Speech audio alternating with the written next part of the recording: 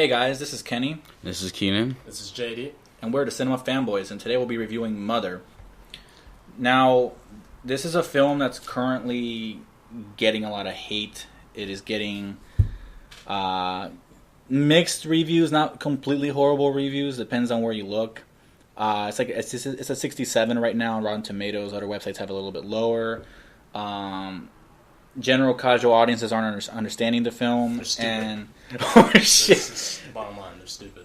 I think the problem is the people who want to go see this because Jennifer Lawrence is in it would not enjoy this movie whatsoever. It's too... I don't want to say it goes over their heads, but it's not used to what they would usually be seeing in the first place. Yeah. So I don't mean that in a I think pretentious some way. people see this film as like an artsy, I mean, it is kind of an artsy film. It is an artsy film, but...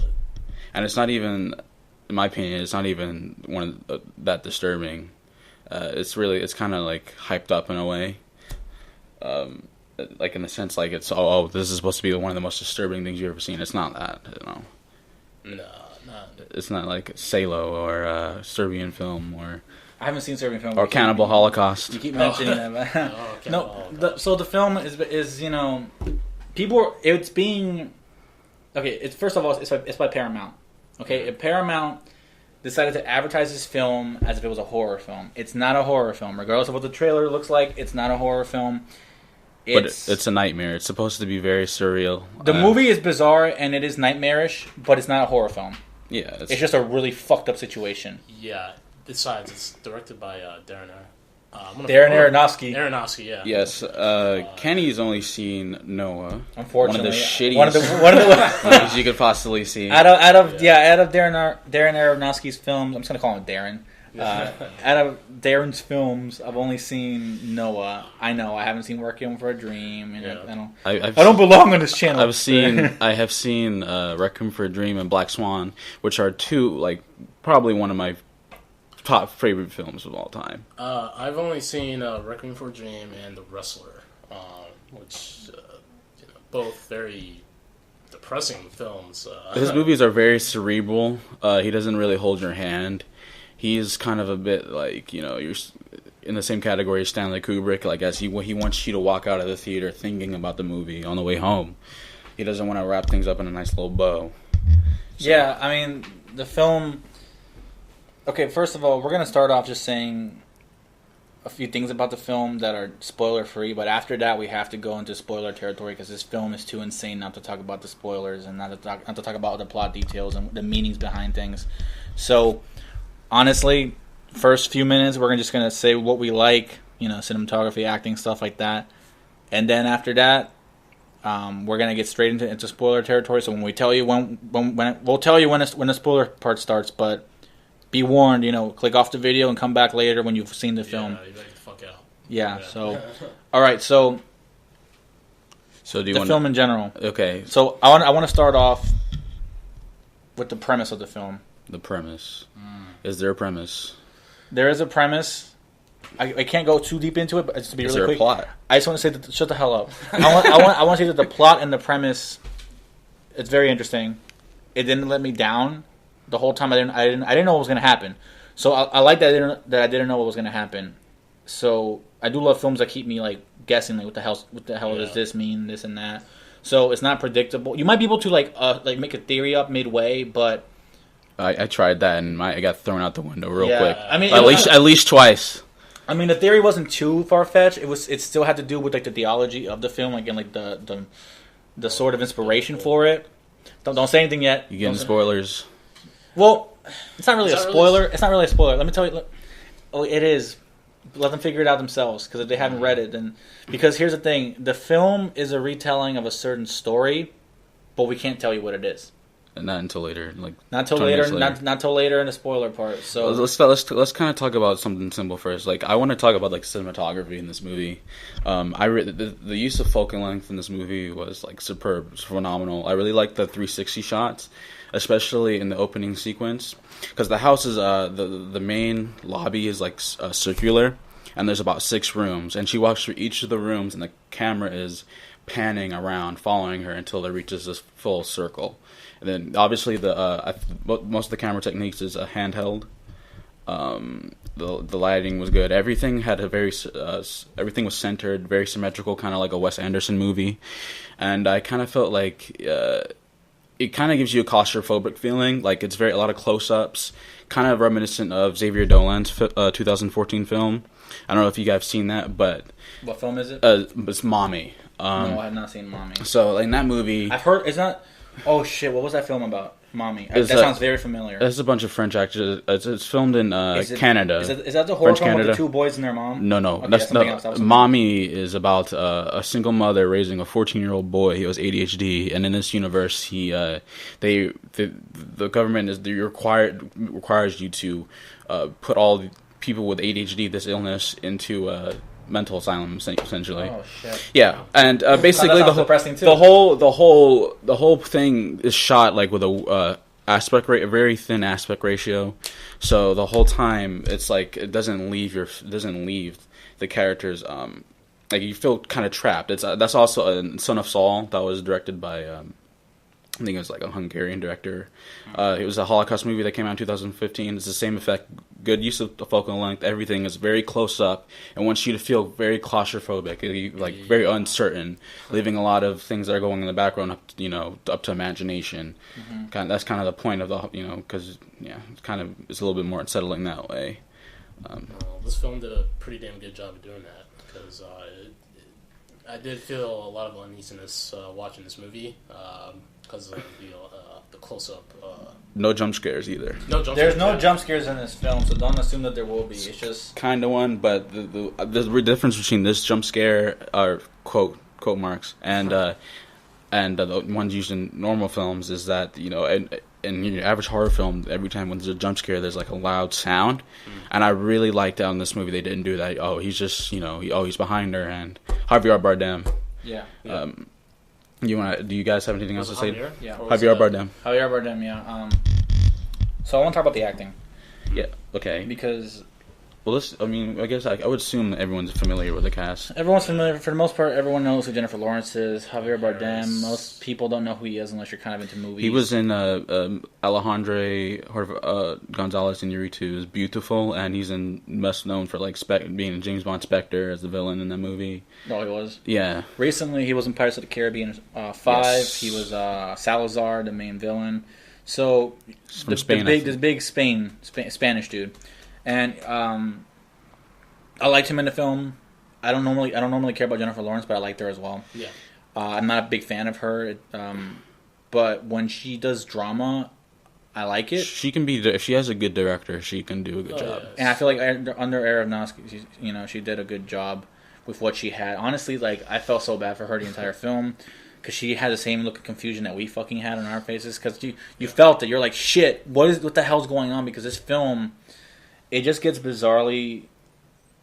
It escalates really quickly. It escalates and it stops, but then it escalates way the hell back up. And shit goes in... honestly, this movie is fucking insane. Because it's like a dream. That film was... Because, go ahead. I was going to say, the third act of the film is when things really... start to escalate and get really fucking bizarre and crazy. It's God, I want to. Compare it to scenes from. It's like a David Lynch film, kind of. Yeah. Yeah, but a David Lynch film in the way it's surreal, but it makes sense when you look up the analysts of it. I kind of not a huge fan of David Lynch movies. Mm-hmm. I think he's super pretentious with it, and shit. none of his if you actually look at the analysis of his movies, none of it really makes any sense. But this actually does make sense. Yeah. So it's supposed to be like a dream. Your prefrontal cortex is shut down. There's no logic. It just kind of just. It really is like a dream. How dreams play out. Yeah. There's no sense to it. It just happens. Yeah, it just happens. They're random images, random events happening. It can be in a dream. Everything can be very peaceful and you're happy, and then it's hell in the blink of an eye if you get a little scared or a little doubtful. Yeah. Everything just turns to shit. Yeah. Essentially, honestly, I want to talk more about Javier Bardem's performance because I feel his character, which this movie also kind of, I feel Darren Aronofsky had to have watched Lars von Trier's Antichrist, because in that movie, the two protagonists are referred to as him and her, and every other extra in the movie, their face is blurred out, and the names of these characters is him and mother. So it's a slight difference. Would that be considered a spoiler, to be honest? No, of course no. There's a character name. Yeah, I guess so. Yeah, because you can look this up online on IMDb. Yeah, that's true on IMDb, and they never mention each other by name. Never. So, and that is true. Javier Bardem's, even though he is a very pleasant guy, very charming guy, like you could you can hang out with him, talk to him by fireside about a fucking Tennessee Williams novel. He's super chill. Yeah. Very nice, but you feel like under all this pretense, like there's something menacing about him. Like you feel like it feels kind of off, in a way. And when he does get angry, it's just very unsettling, very kind of scary. Like I mean, you get that vibe from the get go, from the start of the movie. From the start of the movie, you already start questioning his character quite a bit. Well, you start questioning his character when Jennifer Lawrence's character starts questioning him. And it's like, I feel like Jennifer Lawrence did a good job. I feel like she was directed well. Based on the other, I haven't seen Rust and Bone. I think that's another movie that she's been kind of praised for. I've seen Hunger Games. I thought that was like a fucking piece of shit. But yeah, she did really well in this. I thought she was good. She portrays a very innocent character. Yeah, her innocence in the film, I felt so bad for her because like there's these weird, bizarre things happening in the house. This isn't a spoiler, this isn't a trailer, but with random strangers come into the house and like she's like, "What's going on?" She just feels so uncomfortable, and you feel the awkwardness. Like feel the awkwardness. Like I said, I'm not a Jennifer Lawrence fan. I'm not a big fan of hers, but her facial expressions and just the way, like her little mannerisms, like she couldn't speak up or defend herself. Polite. She's very polite. She's very she's sensitive, and you feel for her so much. And you can kind of put yourself in her shoes, even if you're not as sensitive as her. But you can put yourself in her shoes when it comes to like random people coming to your house. You're like, who the fuck are you? You know, like you feel bad for her, and you can relate to her. So you really put yourself in her shoes because you're like, because just weird shit's happening. Very quietly, even when she's telling people, she's like, "Hey, can you please stop like pissing on the floor, please?" Like, that doesn't happen in the movie, but like I'm just saying that's just an example. Like, it's just like, please, can you like stop? Like, yeah, so the acting. And what are you doing? So the acting's great. There's only two main leads. All the other random extras, they're great. We'll get more into that in the spoiler review. We can also talk about Ed Harris and Michelle Pfeiffer. We could mention it because they are in the trailer a little bit. Yeah, Ed Harris and Michelle Pfeiffer, they were great. Yeah. Michelle Pfeiffer still look good. I got to throw that out there. Michelle Pfeiffer, it's a guilt. Excuse me, sorry. Yeah. She still looks good. She did a fantastic job being an annoying ass character. Yeah. Very menacing. Very menacing, and just like complete opposite of what Jennifer Lawrence's character is. Like she's more Michelle Pfeiffer's more wild and kind of crazy, and just opens her mouth at everything. And we'll get more into her character as we get into the spoilers because I don't want to talk too much about it. Ed Harris, same thing. Ed Harris he's just being himself. He's just being a random dude, but even he's just having some weird stuff going on.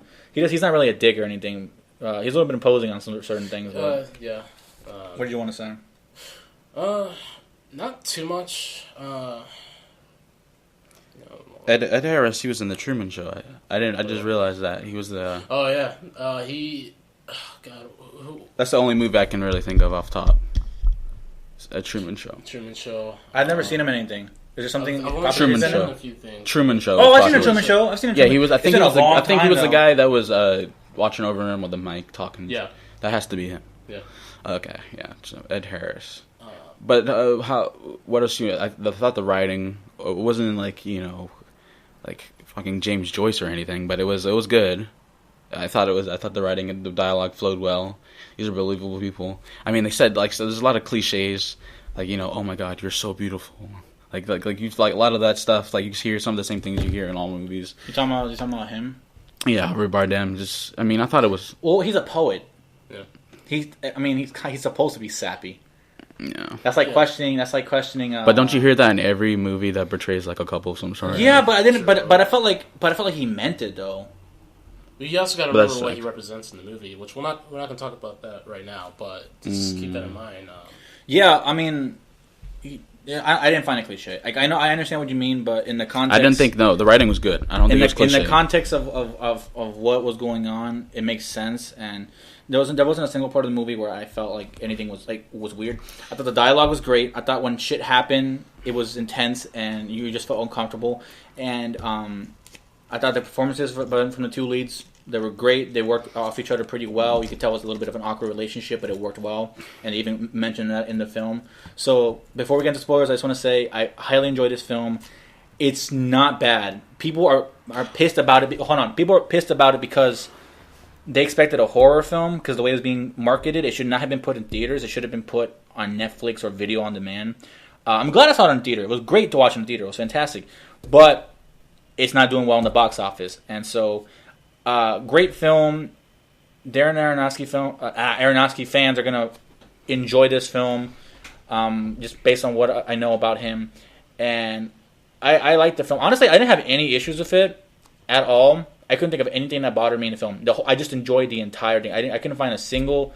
I'm being honest. I mean, maybe in a few days I'll notice something, but honestly, I just enjoyed the hell out of this film. I haven't had much fun in a film since probably. I mean, I saw it last weekend, but something about this film I like better. Yes, I just said that. I like this film better. I like this film better because of how insane it got, and I didn't expect that, and I loved it because you didn't expect it. With it, I already expected a certain amount of things, and I got what I wanted. But with this, I love that it just like drew this shit at me, and I was like, that was great. I want to see more crazy, artistic, bizarre shit like this. Yeah. And if you're into weird shit, you know, this is not a horror film, but if you're into weird, bizarre, just like you're gonna feel uncomfortable, this is gonna make you feel uncomfortable. It might ruin some people's days. But if you're just into some weird shit, you want to go see this with a friend, you'd be like, what the fuck the whole time? Because I've never said what the fuck so much in a film. Go watch this film. He did say that. I give it a 10. I did say what the fuck a lot. I'm sorry. I give it a 10 out of 10. I'm being dead ass serious. 10 out of 10. Keenan's going to disagree with me at one point. I had no issues with it. 10 out of 10 from me. Let me just say, this for one thing I forgot to mention, this movie had really good use of sound. Like one example, like I was thinking, like when she was washing off a dish pan, like I felt like I was actually there. Like it was like a really good use. It's kind of like Paul Thomas Anderson or like a Steve McQueen film. The sound was really good. Do you have anything at JD before we kind of give our final thoughts? Yeah, I was gonna say, what was the runtime for the film? 2 hours and 1 minute. 2 hours and 1 minute. I thought it was 2 hours and 5 minutes. Whatever. Honestly, 2 hours. 2 hours. Yeah. 2 hours. Yeah, I was gonna say, it honestly did not feel like a 2 hour long film. It did to me, but it didn't drag. No, the pacing was great. Pacing was good, really good, and yeah, I enjoyed the hell out of this film. More than we expected. Yeah, more than I expected. When I first saw the trailer, my first thoughts were like, it kind of seems like a generic horror film with Jennifer Lawrence in it, blah blah blah. But no, this definitely beat my expectations. So yeah, I'm gonna have to give it. I'm going to give it a 10 out of 10. That's some... Oh, dang. Nice. 2 10s. Yes, 2 10s. Get over it. Keenan's a cynic in the group, so he's going to go ham on this. Oh, I love this movie. This is a great movie. I would probably, if I had to give a score on it, I would probably be like a low 9 or a strong 8. It was really good. I loved it. Did you have any issues with the film? That brings it there down? Was one... Is there something that doesn't make it perfect for you? I don't think there's such thing as a perfect film. Is that a perfect film so is... what have you given a 10 to in your life? Just an example, off the cuff. Yeah, off the cuff. Okay, 2001: A Space Odyssey, a fucking 10. Space Odyssey? Yeah, 2001. Learn how to speak. Yeah, okay. You give that a 10 out of 10. Yeah, and the reason I would give it a 10 is because you're a Stanley Kubrick bitch. There's not even that. There's no such thing as a perfect movie. Yeah. There's only movies that are really good at hiding its flaws. Well, I'm not rating it based on it being perfect. I'm just rating it based on how much I enjoyed it, and I thought it was. I just had no complaints with it. I would definitely. Usually if I had no, there's never gonna be a perfect movie. No, there's never gonna be a perfect movie. But and I will. I've never had such a fun time. Like I had such a fun time with it, and if a movie manages to surprise me, give me enjoyment, and at the same time acting, cinematography, and then shit, I forgot what the last thing I was going to say. Basically, all that combined with just a riveting good time with nothing that bothered me. Nothing in the movie bothered me. I had to give it a 10 out of 10 just because nothing bothered me. Was it a sign of a good movie? Like a 10 either like floors me like the first time I've seen it, like or like a good example of that would be like The Hunt with Mads Mikkelsen in it. It's a Danish movie. The first time I saw that, I was floored. I was like, this is a 10. This is like one of my best movies ever. But like something like 2001: A Space Odyssey, like I almost kind of I didn't hate it, but I would probably like give it a 6 out of 10. But the more I watched it and the more I read about it, like it grew on me over time, and it eventually became a 10. So that's really. I feel like this movie could definitely grow on me. I would watch it again, or three times. So I would give it definitely like an 8 or a 9 for sure. Nice. Yeah, it was a good movie. Yeah, but I did have like a little nitpicky shit. I mean, no, there's definitely I mean, the more I think about it, I'm sure there will be some things that I'll nitpick about the film. Certain things that stood out. If I can remember them. I mean, like I can point out one flaw, like in the opening sequence, I was kind of iffy, like because like when she opened, she was burnt. This isn't a spoiler. Whoa, wait a minute, are we going spoilers now? This is not a spoiler because like you can literally watch it like the first 5 seconds. Everyone gave what was your score? You said 8 or 9. 8 or 9. Probably be 9 if I watch it. And you're 10-10, I'm 10-10. All right. Yeah. Now we're going to spoilers. Go ham. So spoilers starting right now. Go ahead, Keenan. Well, I guess the one thing. What are we gonna say? I mean, like because she's burnt. Like it opens with her Jennifer Lawrence. Like she's all burnt to her crisp. I couldn't tell at first. And it's obviously CGI. I mean, I'm not saying don't ever use CGI. That wasn't her in the beginning. Yeah, you gotta remember that. It was another girl, right? Yeah, because don't forget about the well, it was some chick, some chick, and like obviously you can tell it was CGI. I'm not like a Christopher Nolan. Like don't use CGI. Like I think CGI can be used well. Like in 12 vs. Slave when she was like getting Patsy was getting whipped, Lupita Nyong'o's character. Like that shit looked real. Like that looked like actual someone getting whipped. Yeah. You know what I mean? Like if it's used subtly, but like this looked fake. Like this looked like something from 2010 or 9, and I was like, oh, well, I don't know about this. But I was quickly like after the movie opened, I was ready to go. Yeah, that honestly did not bother me all that much as it bothered you. No, it's not. That's not the reason. Like I didn't take 2 points off of it. It bothered you because of CGI? No, that's and you gotta remember the budget for this film is only I think only $30 million, around 30. That's really low. That's really low. That's it's low budget, Yeah. Comparatively. Comparatively, yeah. I mean, not compared to us. If you try to get to make a movie, it would be like profoundly a lot of money. But yeah, I mean, I can kind of go. I'm not gonna even. I'm feeling pretty positive today. I mean, there was like some little things, like some of the things, like some of the dialogue was a little like I said, like a little cliche. Quit bitching. We already went over this. Look, the budget was $30 million. It's only made $13.5 million. It's very under budget. Like I said, shouldn't have been released in theaters, but movie's great. Okay, we're in spoiler talk now. They want to hear about spoilers.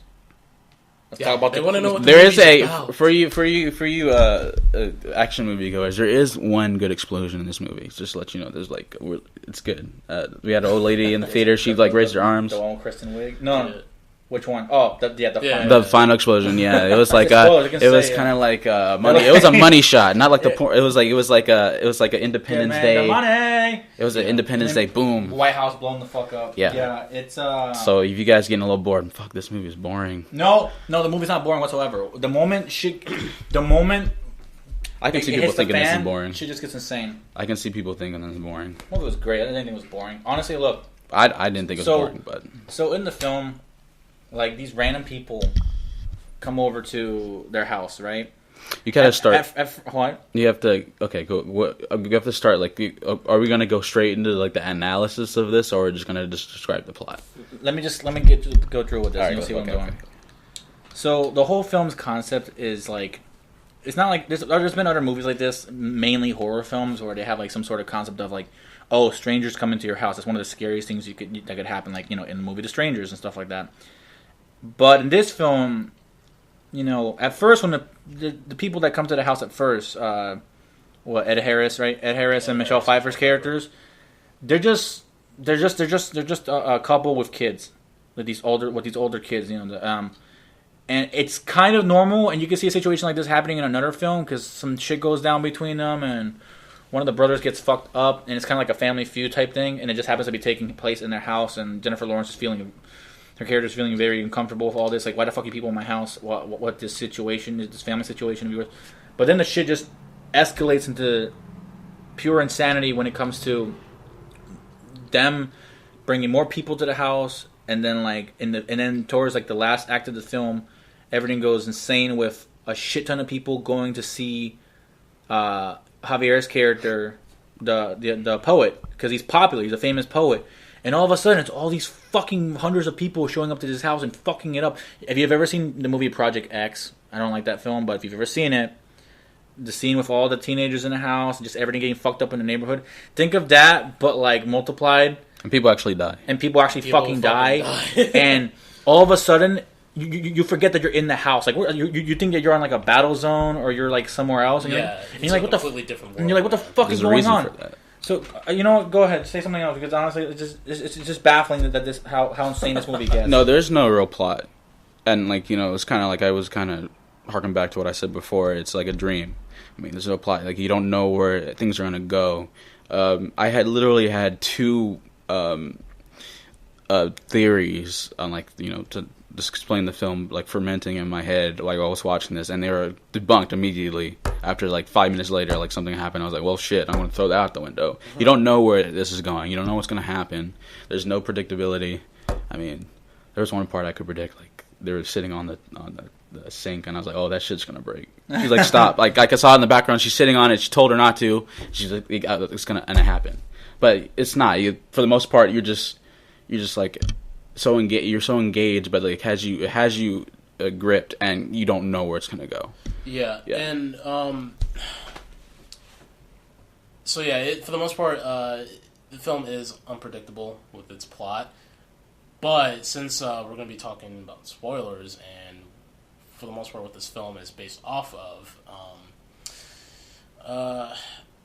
since I'm not really a religious person, I'm not either and, at all. Kenny in our group, for the most part, is.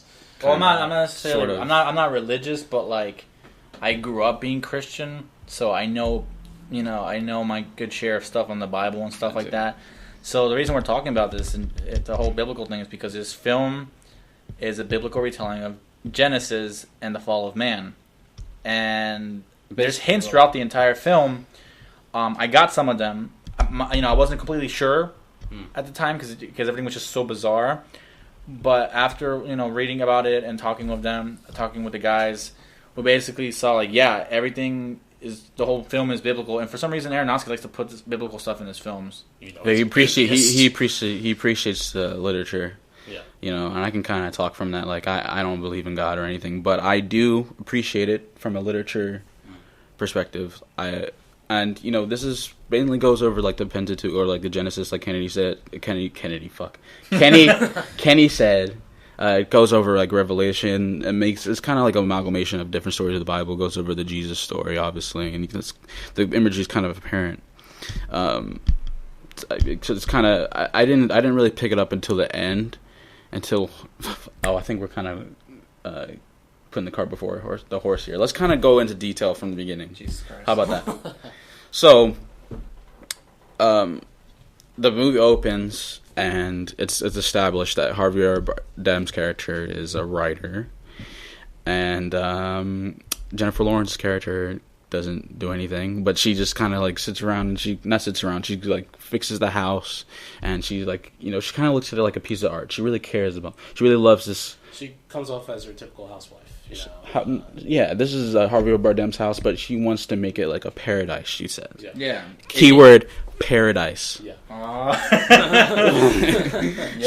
So, obviously, let's kind of go head first.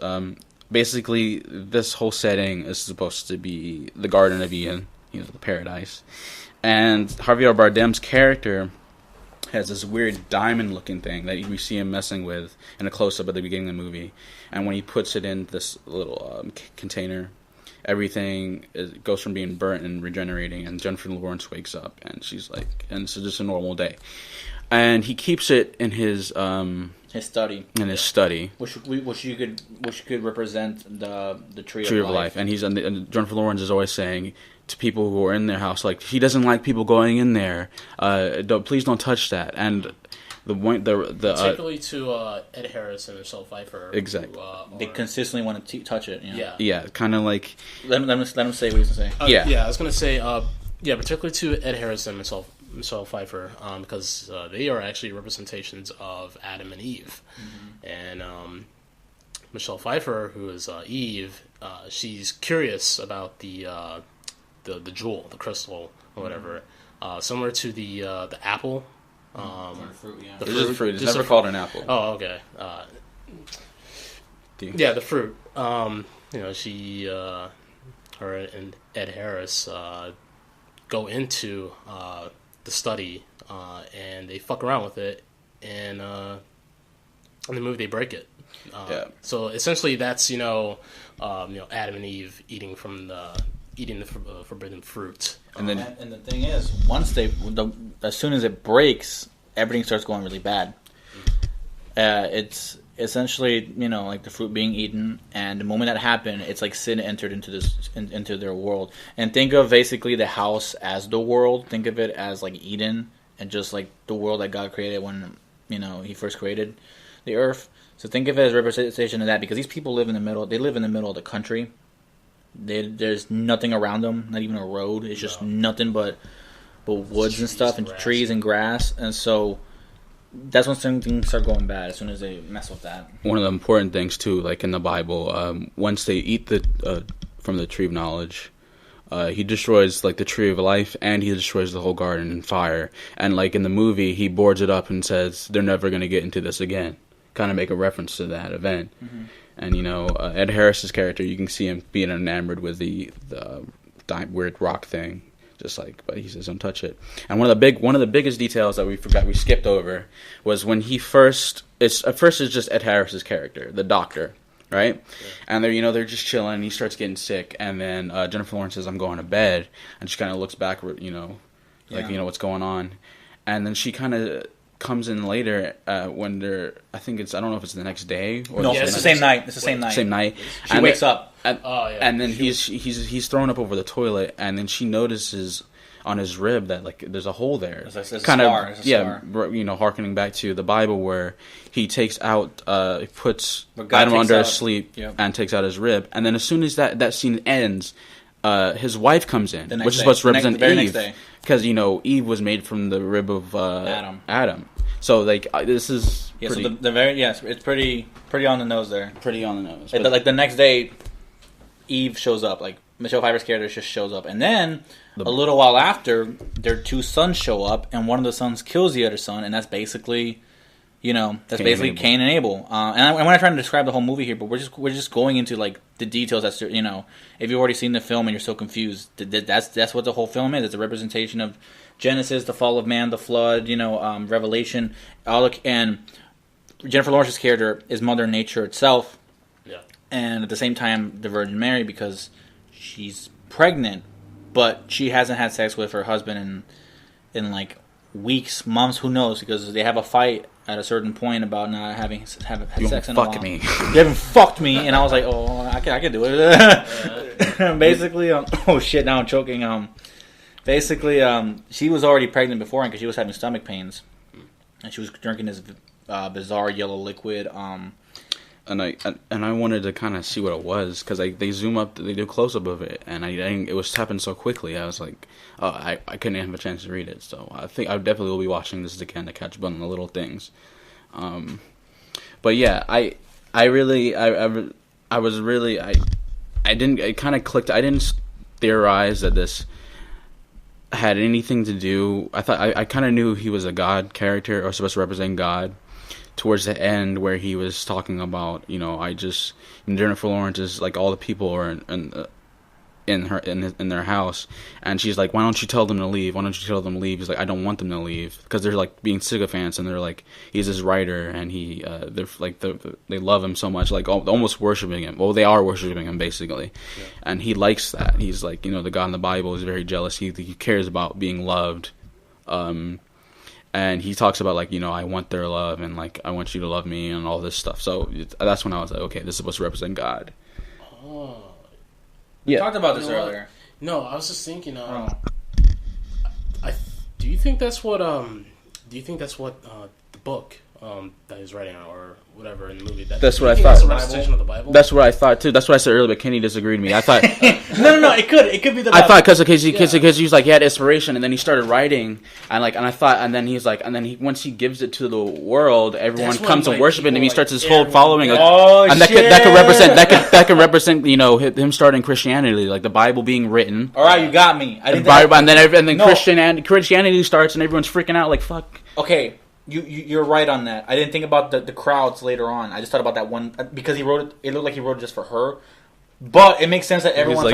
But Keenan, he didn't write the Bible. He inspired people. Shut the fuck up. No, it's true though. God doesn't write the Bible. He makes people write it for him. But no, it's true. In the context of this film, not everything is exactly accurate. So no, we could all be wrong. It's different. No, but that's probably what happened because essentially all these people start coming to see him, but then it gets really insane. And actually, now that you mention it, that those are all the people that as a representation of the people learning about Christianity and the Bible and becoming fans.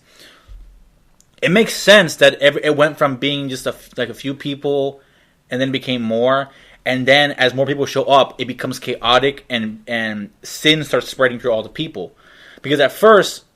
It's just people coming, we love you, this and that, we love your work, but then a shit ton of people starts, hundreds and thousands of people raid this fucking house, and people are starting to kill each other. Not even that, they got SWAT team in there, there's wire bar fences. It looks like something out of like Terminator 2, Judgment Day, and there's it looks like the end days in the house, and you're just like, what, dude? 5 minutes ago we were just eating some fucking quinoa and just chilling with the candle lights, and now all of a sudden it's World War III in the house, crazy in the house, and it's just everything's destroyed. That whole sequence is insane. They're using M16s in the house. It goes from people just taking pictures of him outside because they're fans and they love his new work, the new poem he made, and then all of a sudden, a fuck ton of, and she's pregnant at this time, and she had just made a dinner and everything.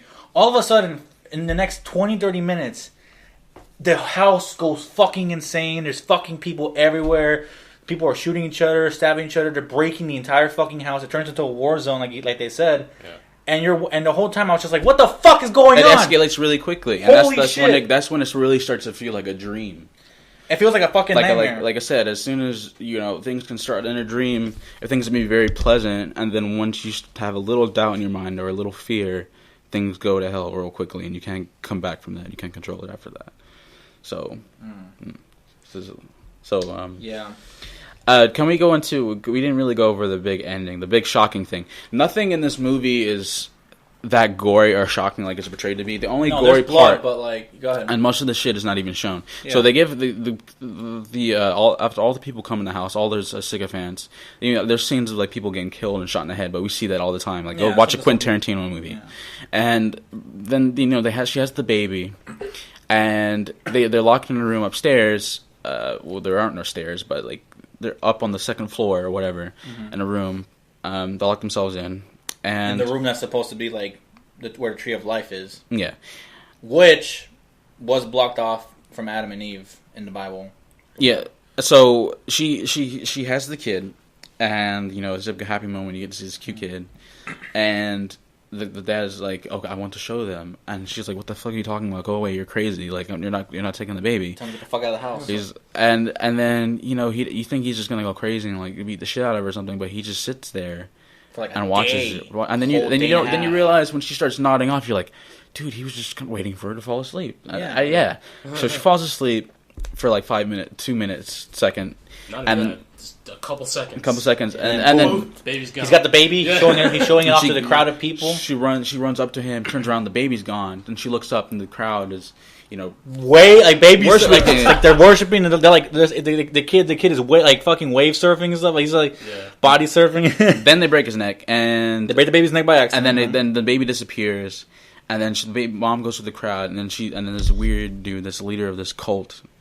and turns around and says, "Oh, look at what we have," and it's the baby. All of a sudden, is like a corpse. I don't know how they cut up that baby that fast. I don't know. This movie's fucking crazy. So I just happened like so you quick. said, I mean, it's they probably like, just mashed it with a fucking hammer or something. But that was quick. The limbs was were like torn off. It was basically just intestines, and that was it. And then they start eating the baby. Yeah, represent the flesh of eating Jesus. So let me go ahead and try to describe this part. So basically, the baby is supposed to represent Jesus because they start all these crazy fanatics start eating the baby as if, like when you go to church, they have the pieces of bread represent the body, they have the wine represent the blood of Jesus, and that ends up, he gets represented that. They accidentally kill him, and then they do that, and that's when Jennifer Lawrence's character, she just goes batshit insane. She grabs a piece of glass, she starts stabbing random people. She stabs a kid in the face. She stabs a random kid in the face. It was either that or a midget, but it was fucking hilarious. It was a kid.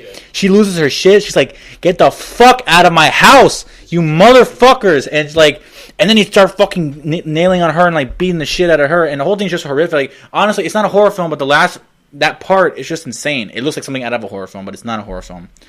It's just a nightmare. And it's just insane how, like, I was more disturbed just the way they were worshiping him and like being all sycophantic. Like, it was just really unsettling. Honestly, the whole thing, if you notice, in the house with all the different kinds of people, some of it seems like there was like different kinds of fans. There were some that were kind of just hugging him and saying, "We love you," stuff like that. And then there was the ones that got really insane and violent. Fanatic. And then there's some that were trying to save him. And Jennifer Lawrence's character. Yeah. Towards the end there, I mean, I did notice that there was certain factions in the house and that makes sense in real life Christianity. Yeah. There's so many different represent factions. The different sects. Yeah, exactly. Yeah. There's some that are more insane and intense and like just overly religious. Oh, and then there's the ones that just go to church. And then there's just the casual Christians, that go to church every other Sunday and say this and that. Just the casual Christians that you normally meet in America for the most part. Really? Let's not get into that. No. you know what I mean? Your typical friend that that goes to church, stuff like that. You know? And he brings a nice little casserole to the... Yeah, well, shut the fuck up. Whatever. Whatever. Go say something else. I don't care. Yeah, well, I think we basically covered like all the major spoilers. There's really... After that, we kind of talked about the big events.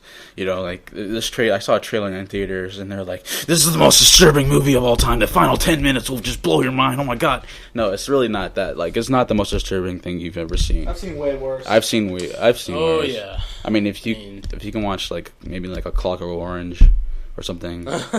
Yeah. Yeah. I mean, like, you've seen it all, really. Like, there's plenty of movies out there where babies are having things done to them. Stomped on. And actually show it. This one movie, they didn't show it I was such at all. They didn't show it, but I mean... I would have showed that shit. Oh, yeah. No, I would have showed all of it. You guys are fucked up. You might as well, dude. No one's going to see the movie anyway. Damn. Well, that's true, because if they had they could have gone away with that, because it's more of an indie kind of film. It's not indie. Yeah, not indie, the right word. Artsy. Okay, I fucked up. It's not fucking indie. It's artsy art house film. Fuck you, Keenan. It's not independently made. It's made by Paramount. It's not independently made, but it feels like it could have been. If it had been produced by Paramount, it could have been on IFC or IFC Midnight or some shit. This is something you'd run into IFC Midnight. Oh yeah. Okay, that's what I'm saying. So shut the fuck up. Yeah, that's another thing. Paramount. The studio would have only allowed Aronofsky to, do so much and get away with. So, tell me this then: what's the difference between showing the baby corpse and showing what happens to the baby corpse? How is that? Like, we're all adults here. Like, we already seen people like get fucking their heads blown off and all this shit.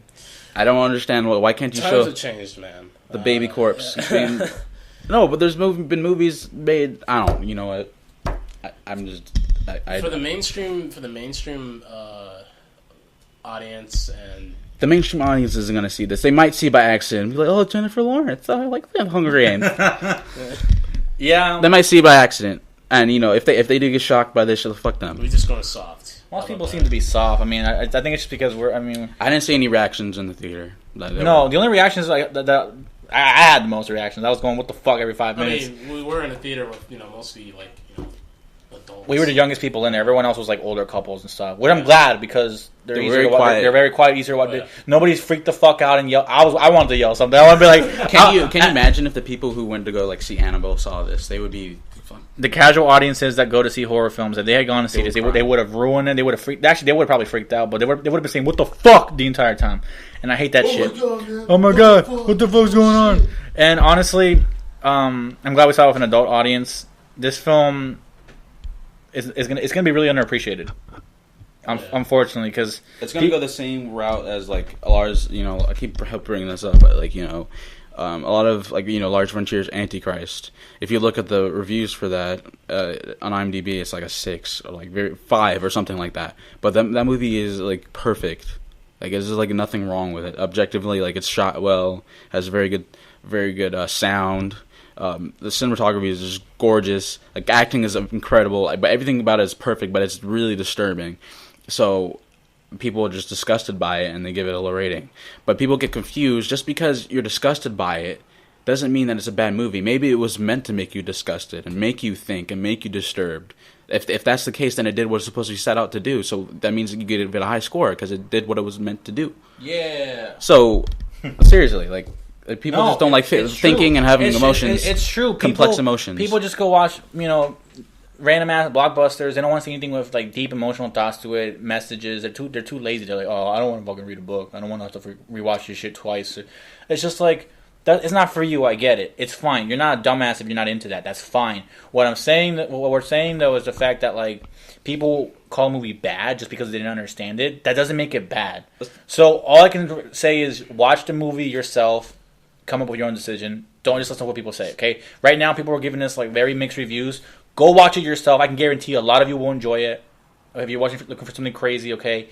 It's not that hard to understand. I know we're at the spoiler section already, but go watch it. Enjoy the film. It's great. Just, I don't know. People get confused. People don't like seeing babies get maimed, so they automatically like, oh, well, I don't like seeing babies get maimed, so I'm going to give this a low score because I don't like seeing babies get maimed because I don't like this. Yeah, like but it was supposed to make you feel like, what the hell? Yeah. You know what I mean? You got anything to say, JD?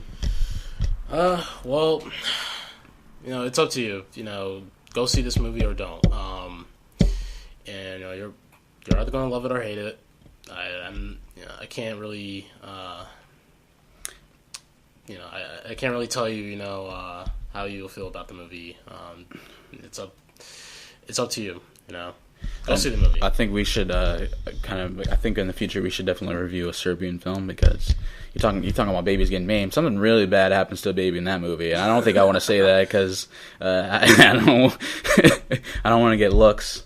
But we're probably going to review that movie. Keep your eye out for those who've seen it. Yeah, we'll probably review that in the future, right? Yeah, definitely. We're going to review a lot of fucked up shit, to be honest. Mm-hmm. Oh, yeah. Like, honestly, like, this whole channel, like, we're uncensored, okay? We don't care what anyone thinks. We don't care what, we're going to review whatever. We're not just going to review blockbusters. We're going to get into some weird foreign shit as well. Oh, yeah. We're going to review whatever we feel like. If people have requests to review certain things, we'll go for it. Honestly, so it's, most importantly, we will review Diary of a Wimpy Kid that just came out. That movie, it was superb. Jesus Christ. What he means by that is that we're going to get around to reviewing the bad films of 2017 towards the end of the year. Oh, that was bad. Come on. That was genius. That was just like a tour de force. 10 out of 10? Diary of a Wimpy Kid, the new one? Yes. Okay. Yeah. Okay. That Keenan decided to... 10 out. That's a 10 out of 10. You asked me what a 10 out of 10 was. That is a 10. If we're going to do that, we'll go ahead and give Transformers Last Night 10 out of 10. All right, you okay, I'm taking the mic away from you motherfuckers, okay.